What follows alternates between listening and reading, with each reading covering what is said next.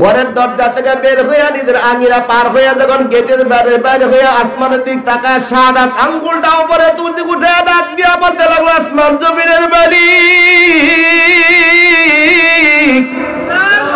রহমতের দৃষ্টি দিয়ে তাকা গোলামের বাচ্চা গোলাম বানাইছা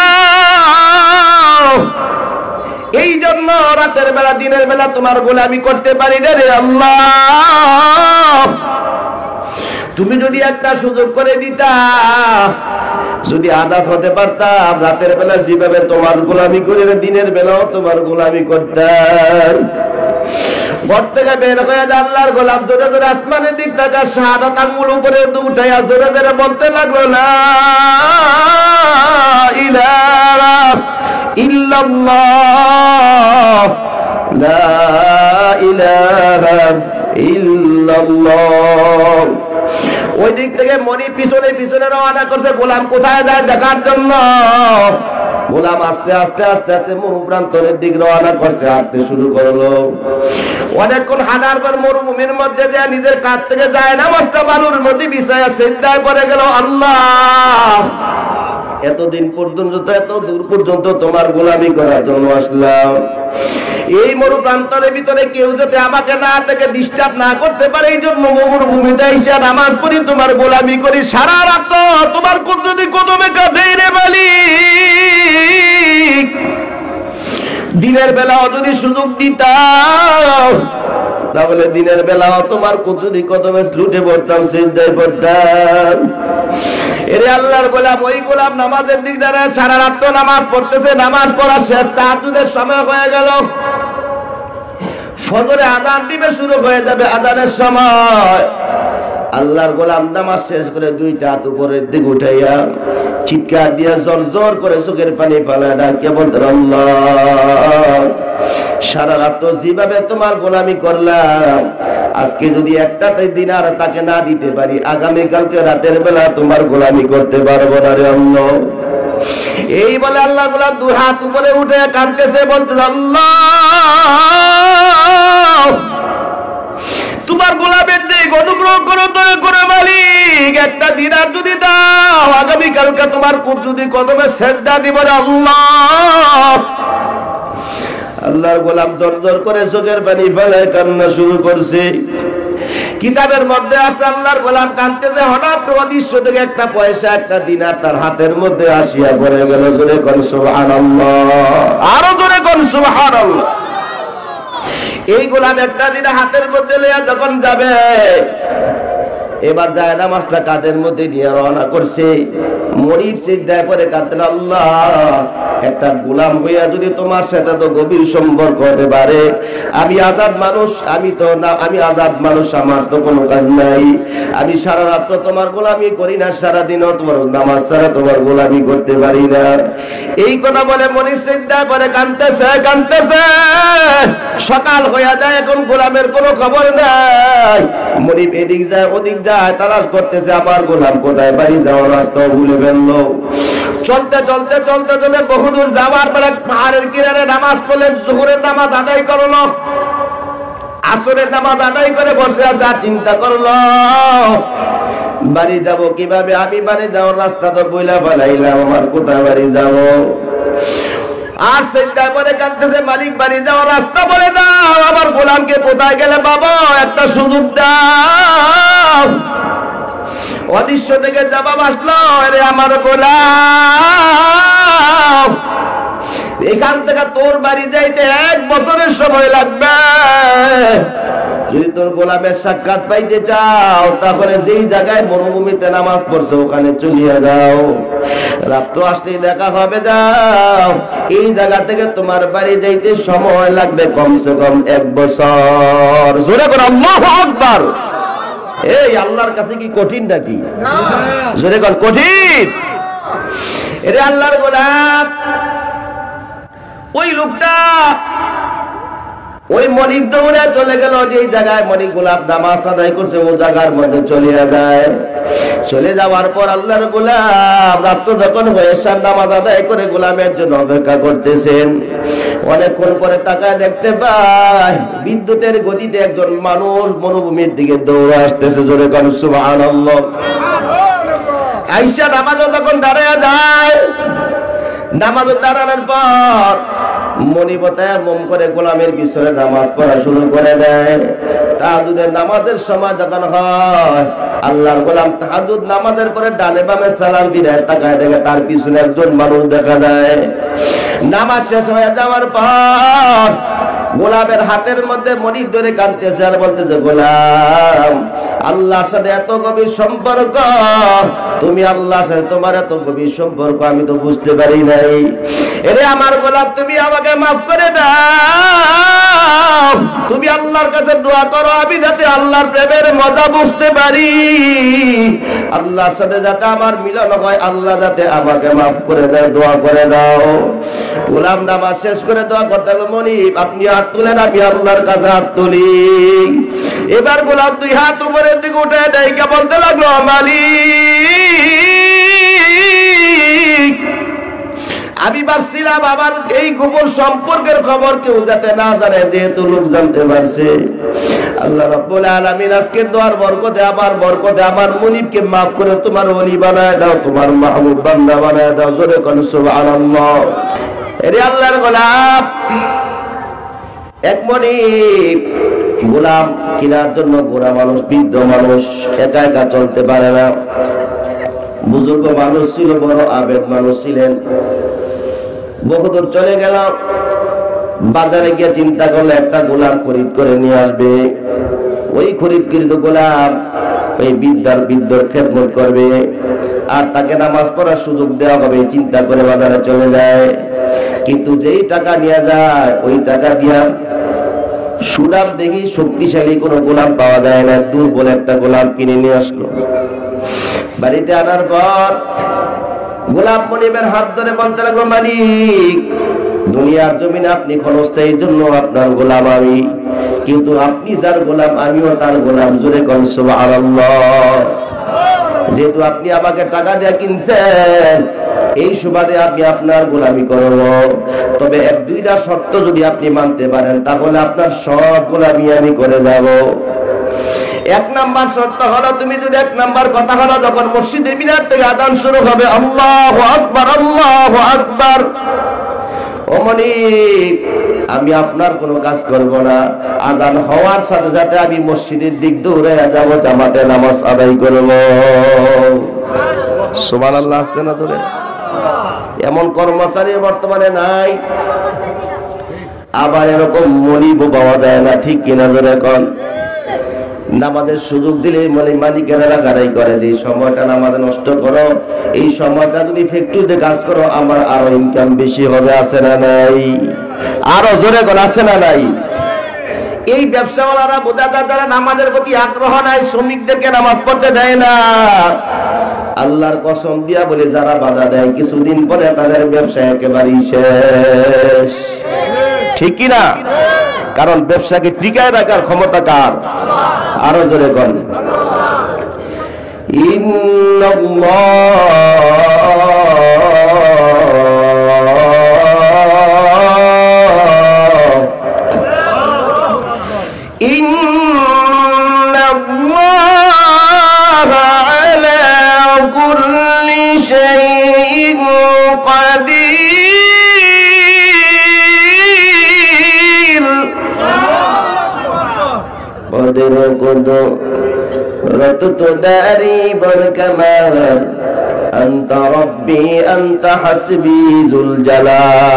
ক্ষমতা কার হাতে? জোরে বলুন, কার হাতে?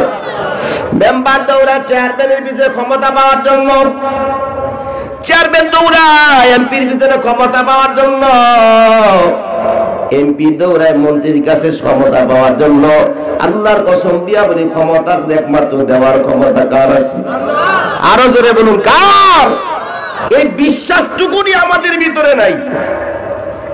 এই জন্য টাকার বস্তা নিয়ে চেয়ারম্যান মেম্বারের পিছনে, চেয়ারম্যান এমপির পিছনে, এমপি মন্ত্রীর পিছনে। কথা বল, ঠিক কিনা? এই ক্ষমতার পালা বদল বেশি দিন টিকে না, ঠিক কিনা? কারণ শুরুতেই বেজাল, মিনাল আউয়ালি ওয়াল আখিরি, শুরু থেকে শেষ পর্যন্ত খালি বেজাল আর বেজাল, ঠিক কিনা? ধরে কর। এই সব গিয়া এই সমস্ত লোকদের দিয়ে দেশ সমাজ ভালো চলতে পারে না। কথা কন ঠিক কিনা? কারণ বর্তমান অবস্থা খুব শোচনীয়। নিত্য প্রয়োজনীয় জিনিসগুলা সব মানুষের হাতের বাইরে, ঠিক কিনা? মানুষ যে দুই মুঠি খাবার খেয়ে হালাল ভাবে ইবাদত করবে, এই পেরেশানি তাদের থেকে দূর করতে পারতেছে না। শুধু একটা জিনিসের অভাব, আমরা কেন দলের উপর নির্ভরশীল হব, আমরা কেন মানুষের উপর নির্ভরশীল হব? আমাদের তাওয়াক্কুল হবে একমাত্র আল্লাহর উপরে। কথা কয় না? কার উপর? আসলে আল্লাহর উপর আমরা জবানে বলি, অন্তরে আছে আছে নাই? যদি থাকতো তাহলে কেন গ্রামীণ ব্যাংকে দৌড়ান, কেন আশায় দৌড়ান, কেন বিভিন্ন এনজিওতে আপনি দৌড়ান, ধর্ণা দিচ্ছেন? তাওয়াক্কুল করবেন একমাত্র আল্লাহর উপরে। খাওয়াইলেও আল্লাহ, না খাওয়াইলেও আল্লাহ, ঠিক কিনা ধরে কর? যিনি আমাকে বানাইছেন উনি যদি আমাকে দুনিয়াতে পাঠানোর 50,000 বছর আগে আমার তকদীর লিখে দিয়েছেন, আমি দুনিয়া যাওয়ার পরে কতটুকু খাবো, কত কোটি টাকার মালিক হব, কি করব, আমি সব আগে লিপিবদ্ধ। জোরে কর সুবহানাল্লাহ। এই সকল কিছু করে লাভ কি? এই টাকা পয়সা বাড়ি ঘরের পিছনে দৌড়ে এখন লাভ আছে? কথা কয় না, লাভ আছে? আল্লাহ বললাম, যাদের জন্য পাগল হইলা, ওই সন্তান, ওই ছেলে মেয়ে, আত্মীয় স্বজন গুলা কিছুই তোমার সঙ্গে যাবে না, একা খালি হাত নিয়ে যাওয়া লাগবে। কথা কোন ঠিক কিনা? যেই সন্তানের জন্য এত পাগল হইলা, ও বাবা, যেই সন্তানের জন্য, যেই সন্তানদের বরণ পোষণের জন্য এত কষ্ট করলা, হালালকে হালাল মনে করো নাই, হারামকে হারাম মনে করো না, ওই সন্তান, ওই আত্মীয় স্বজন, বন্ধু বান্ধব, বিবি তোমার সঙ্গী যাবে না। একমাত্র যদি সঙ্গী হয় আল্লাহ ছাড়া দ্বিতীয় কেউ নাই। কথা ঠিক বললাম না? এই কিছে কথা কই? আল্লাহ আমাদের বুঝার তৌফিক দান করে। বয়ানের সময় কথা বলে দৃষ্টান্ত, আল্লাহ আমাদের হেফাজত করে। জোরে বলা আমিন। ওরে বাচ্চারা একদম বের করে দাও, মানের বাইরে সব বের দাও। আল্লাহর গোলাম, খুব মনোযোগ সহকারে শুনবেন। আল্লাহর গোলাম, দুনিয়ার মহব্বত করে কোনো লাভ নাই, দুনিয়ার মানুষের মহব্বত করে কোনো লাভ নাই। দুনিয়ার সব মানুষগুলা স্বার্থপর, স্বার্থের জন্য তোমার সাথে মিলবে, স্বার্থ ফুরা যাবে, সব তোমার থেকে আলাদা হয়ে যাবে, ঠিক কিনা ধরে কর? একমাত্র স্বার্থ নাই, একমাত্র আল্লাহ। আল্লাহ বলে, বান্দা, তোর মধ্যে আমার মধ্যে কোনো স্বার্থকতা নাই। তুই আমাকে ডাকলো আমি আল্লাহ, তুমি আমাকে ভালোবাসলেও আমি তোমার আল্লাহ, তুমি আমাকে মানলো তোমার মালিক, না মানলো তোমার মালিক, ঠিক না ধরে কর? এরে আল্লাহর গোলাম, দুনিয়ার মানুষগুলো বড় স্বার্থপর। দুনিয়ার মানুষের জন্য এত পাগল হইলা, যে সন্তানের জন্য, আত্মীয় স্বজনের জন্য এত পাগল হইলা, ওই সন্তান গুলা, আত্মীয় স্বজন গুলা অন্ধকার কবরে যাবে না, একা একা খালি হাত নিয়ে যাওয়া লাগবে রে আল্লাহর গোলাম। অন্ধকার কবরে কিছুই যাবে না, একা একা যাওয়া লাগবে। ওই যে বলতেছিলাম, ওই মনি চিন্তা করলো আমার তো একটা গোলামের দরকার। ওই গোলাম কিনে নিয়ে আসার পরে বলতে লাগলো, গোলাম মনিবকে বলতে লাগলো, মনিব, যখন মসজিদ থেকে আযানের আওয়াজ পাইব, সব কাজ করে ফেলাই দিয়ে আমি আমার মালিকের কুদ্দুদি কদমে সিজদায় করে যাবার সুযোগ দেওয়া লাগবে। আরেক নাম্বার সুযোগ হলো, ওরে মনিব, যখন রাত্রি হয়ে যাবে, এশার নামাজ পড়ে আপনি ঘুমায় যাইবেন, যখন কেউ জাগনা থাকবে না আমাকে ছেড়ে দিবেন, সারা রাত্রের জন্য ফজর নামাজ পর্যন্ত আপনি সুযোগ করে দিবেন। এই সময়টা দেওয়ার জন্য আপনাকে আমি দৈনিক একটা করে দিনার দেব। জোরে কোন সুবহানাল্লাহ। মালিক বিরুদ্ধ আমারও চিন্তা করতে হবে, এই তো ভালো সুযোগ, একটা টাকা দিবে, আবার সারা রাত তো আমার কোনো কাজ নাই। চিন্তা করে না গোলাম কি করবে, কোনো প্রশ্ন করে না। কিছুদিন পরে এলাকার মানুষরা জানায় দেয়, ও মনিব বুড়া মানুষ, তোমাদের গোলাম কিনছো, এই গোলাম রাতের বেলা কোথায় যায় তোমার তো খবর নাই, তো মনে হয় চুরি করে তোমাকে টাকা দেয়, না বলে দিলি 1 টাকা কোত্থেকে পাবে। মনে চিন্তা করতে লাগলো, একটা দিনারের দাম অনেক বেশি, কোথায় আমার গোলাম পাইবে, প্রশ্নজাত অন্তরে সন্দেহ আসলো।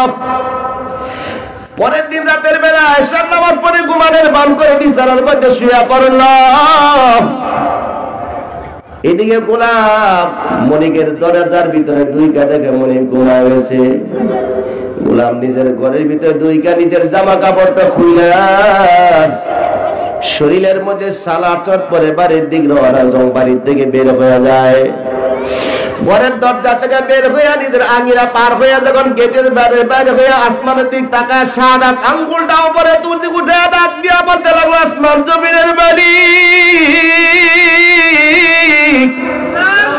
রহমতের দৃষ্টি দিয়ে তাকা, গোলামের বাচ্চা গোলাম বানাইছা, এই জন্য রাতের বেলা দিনের বেলা তোমার গোলামি করতে পারি না রে আল্লাহ। তুমি যদি একটা সুযোগ করে দিতা, যদি আজাদ হতে পারতাম, রাতের বেলা যেভাবে তোমার গোলামি করে দিনের বেলাও তোমার গোলামি করতাম। ঘর থেকে বের হয়ে যায় আল্লাহর গোলাম জোরে জোরে আসমানের দিক তাকা, শাহাদাত আঙ্গুল উপরে উঠাইয়া জোরে জোরে বলতে লাগলো, লা ইলাহা ইল্লাল্লাহ, লা ইলাহা ইল্লাল্লাহ। ওই দিক থেকে মনি পিছনে পিছনে রওনা করতে, গোলাম কোথায় যায় দেখার জন্য। গোলাম আস্তে আস্তে আস্তে আস্তে মরুপ্রান্তরের দিক রওনা করছে, হাঁটতে শুরু করলো। অনেকক্ষণ হাঁটার পর মরুভূমির মধ্যে যায় নিজের কাছ থেকে যায় নামাজটা বালুর মধ্যে বিছায়া সিজদায় পড়ে গেল। আল্লাহ, এতদিন পর্যন্ত এত দূর পর্যন্ত তোমার গোলামি করার জন্য আসলাম, এই মরুপ্রান্তরের ভিতরে কেউ যাতে আমাকে না থেকে ডিস্টার্ব না করতে পারে, এই জন্য মরুভূমিতে এসে নামাজ পড়ি, তোমার গোলামি করি, সারা রাত তোমার কুদরতি কদমে কাটে রে মালিক। দিনের বেলাও যদি সুযোগ দিতাম, তাহলে দিনের বেলাও তোমার কুদরতি কদমে লুটে পড়তাম, সিজদায় পড়তাম। এরে আল্লাহর গোলাম, ওই গোলাম নামাজের দিক দাঁড়ায় সারা রাত নামাজ পড়তেছে, নামাজ পড়া শেষ, তাহাজ্জুদের সময় হয়ে গেল, ফজরে আযান দিবে শুরু হয়ে যাবে, আযানের সময়। আল্লাহর গোলাম নামাজ শেষ করে 2টা হাত উপরের দিকে উঠাইয়া চিৎকার দিয়ে জোর জোর করে চোখের পানি ফেলায় ডাকে বলতে, আল্লাহ, সারা রাত যেভাবে তোমার গোলামি করলাম, আজকে যদি একটা দিনার তাকে না দিতে পারি, আগামীকালকে রাতের বেলা তোমার গোলামি করতে পারবো না রে আল্লাহ। এই বলে আল্লাহ গোলাম 2 হাত উপরে উঠে কাঁদতেছে, বলতে, আল্লাহ, তোমার গোলামের দিক অনুগ্রহ করো, দয়া করে মালিক, একটা দিনার যদি দাও, আগামীকালকে তোমার কুদরতি কদমে সিজদা দিব রে আল্লাহ। আল্লাহর গোলাম জোর জোর করে চোখের পানি ফেলায় কান্না শুরু করছে। কিতাবের মধ্যে আছে, আল্লাহর গোলাম কাঁদতেছে, হঠাৎ অদৃশ্য থেকে একটা পয়সা, একটা দিনার তার হাতের মধ্যে আসিয়া পড়ে গেল। জোরে কোন সুবহানাল্লাহ, আরো জোরে কোন সুবহানাল্লাহ। এই গোলাম একটা দিনার হাতের মধ্যে লইয়া যখন যাবে, এবার যায় নামাজটা কাঁধের মধ্যে নিয়ে রওনা করছে। মরিব সিজদায় পড়ে কাঁদতেন, আল্লাহ, একটা গোলাম হইয়া যদি তোমার সাথে তো গভীর সম্পর্ক হতে পারে, আমি আজাদ মানুষ, আমি আজাদ মানুষ, আমার তো কোনো কাজ নাই, আমি সারা রাত তোমার গোলামি করি না, সারাদিনও তোমার নামাজ ছাড়া তোমার গোলামি করতে পারি না। এই কথা বলে মরিব সিজদায় পড়ে কাঁদতেছে কাঁদতেছে। সকাল হইয়া যায়, এখন গোলামের কোনো খবর নাই। মরিব এদিক যায় ওদিক যায়, তালাশ করতেছে, আমার গোলাম কোথায়, বাড়ি যাওয়ার রাস্তা ভুলে ফেললো। চলতে চলতে চলতে চলে বহুদূর যাওয়ার পরে পাহাড়ের কিনারে নামাজ পড়লেন, জোহরের নামাজ আদায় করলো, আসরের নামাজ আদায় করে বসে আছে, চিন্তা করলো বাড়ি যাব কিভাবে, আমি বাড়ি যাওয়ার রাস্তা তো বইলা ফেলাইলাম, আমার কোথায় বাড়ি যাব। আর চিন্তা করে কাঁদতেছে, মালিক, বাড়ি যাওয়ার রাস্তা বলে দাও, আমার গোলামকে কোথায় গেলে বাবা, একটা সুযোগ দাও। অদৃশ্য থেকে জবাব আসলো, আরে আমার গোলাম, এখান থেকে তোর বাড়ি যাইতে 1 বছরের সময় লাগবে, যদি তোর গোলামের সাক্ষাৎ পাইতে চাও তাহলে যেই জায়গায় মরুভূমিতে নামাজ পড়ছে ওখানে চলিয়ে যাও, রাত্র আসলেই দেখা হবে। যাও, এই জায়গা থেকে তোমার বাড়ি যাইতে সময় লাগবে কমসে কম 1 বছর। জোরে করে আল্লাহু আকবার। এই আল্লাহর কাছে কি কঠিন নাকি? জোরে কোন কঠিন? এরে আল্লাহর গোলাম, ওই লোকটা ওই মনিব দৌড়ে চলে গেল যে জায়গায় মনিব গোলাপ নামাজ আদায় করছে ও জায়গার মধ্যে চলে যায়। চলে যাওয়ার পর আল্লাহর গোলাম রাত্র যখন হয়েছে নামাজ আদায় করে গোলামের জন্য অপেক্ষা করতেছেন, অনেকক্ষণ পরে তাকায় দেখতে পায় বিদ্যুতের গতিতে একজন মানুষ মরুভূমির দিকে দৌড়ে আসতেছে। জোরে কোন সুবহানাল্লাহ। আয়েশা নামাজে তখন দাঁড়ায় যায়। নামাজে দাঁড়ানোর পর মনিবতায় মম করে গোলামের পিছনে নামাজ পড়া শুরু করে দেয়। তাহাজ্জুদের নামাজের সময় যখন হয়, আল্লাহর গোলাম তাহাজ্জুদ নামাজের পরে ডানে বামে সালাম ফিরায় তাকায় দেখে তার পিছনে একজন মানুষ দেখা যায়। নামাজ শেষ হয়ে যাওয়ার পর গোলামের হাতের মধ্যে মনিব ধরে কাঁদতেছে আর বলতেছে, গোলাম আল্লাহর সাথে এত গভীর সম্পর্ক, তুমি আল্লাহর সাথে তোমার এত গভীর সম্পর্ক আমি তো বুঝতে পারি নাই।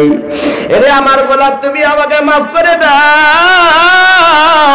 তুমি আল্লাহর কাছে দোয়া করো আমি যাতে আল্লাহর প্রেমের মজা বুঝতে পারি, আল্লাহর সাথে যাতে আমার মিলন হয়, আল্লাহ যাতে আমাকে মাফ করে দেয়, দোয়া করে দাও। গোলাম নামাজ শেষ করে দোয়া করতে লাগলো, মনিব আপনি হাত তুলেন, আমি আল্লাহর কাছে হাত তুলি। এবার গোলাম 2 হাত উপরের দিকে উঠে ডাইকা বলতে লাগলো, মালিক আমি ভাবছিলাম আমার এই গোপন সম্পর্কের খবর কেউ যাতে না জানে, যেহেতু লোক জানতে পারছে।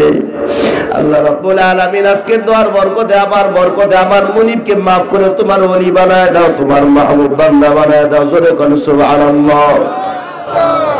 নামাজ শেষ করে ফজরের নামাজ আদায় করে মুনিবকে গোলাম বলতে হবে, মুনিব চক্ষু বন্ধ করো, বাড়ি যাওয়া লাগবে, চক্ষু বন্ধ করেন। গোলাম মনিব চক্ষু বন্ধ করে গোলাম বলতে লাগলো, আপনি আমার সাথে জোরে জোরে পড়তে থাকেন, লা ইলাহা ইল্লাল্লাহ, লা ইলাহা ইল্লাল্লাহ, লা ইলাহা ইল্লাল্লাহ মুহাম্মাদুর রাসূলুল্লাহ। এর আল্লাহর গোলাম 3 বার কালেমা পড়ার পরে এবার গোলাম বলতে লাগলো, মনিব চক্ষু খুলেন। এবার মনিব চক্ষু খুলে তাকায় দেখে তার বাড়ির দরজার সামনে হাজির হয়ে গেছে। জোরে কোন সুবহানাল্লাহ। এবার গোলাম আসমানের দিক তাকায় বলতে লাগলো, মালিক আমি চাইছিলাম আমার আপনার গোপন সম্পর্ক দুনিয়ার কোন মানুষ যাতে না জানে, আল্লাহ যেহেতু দুনিয়ার মানুষ যাই না বানাইছে, আমি আর দুনিয়াতে থাকতে চাই না, তোমার প্রেমের বিরহ যতনা সহ্য করতে পারি না। আল্লাহ তোমার প্রেমের দুনিয়ার মধ্যে আমি ডুব দিতে চাই, আমাকে দুনিয়া থেকে নিয়ে যাও। আল্লাহর গোলাম এবার ডাকতে আল্লাহ আল্লাহ বলতে বলতে দুনিয়ার জমিন থেকে বিদায় হয়ে যায়। জোরে কোন সুবহানাল্লাহ। আশিকারা আশিকারা মিল্লাতু মাযহাব জুজাস, আশিকারা মিল্লাতু মাযহাব খুদা তাওলিয়ারা কারে উকবা ইখতিয়ার জাহেলারা করে দুনিয়া ইখতিয়ার মোবে ডোবা রায়ে দুনিয়া দুদুখাস কাফেরো বারায়ে দুনিয়া জান্নাতাস। এরে আল্লাহর গোলাম, আল্লাহ রাব্বুল আলামিনকে এত বেশি ভালোবাসো, আল্লাহর জন্য নিজের জীবনটা দেওয়ার জন্য কে কে তৈয়ার? নারে তাকবীর। আল্লাহ আমাদের কবুল করুন সবাই।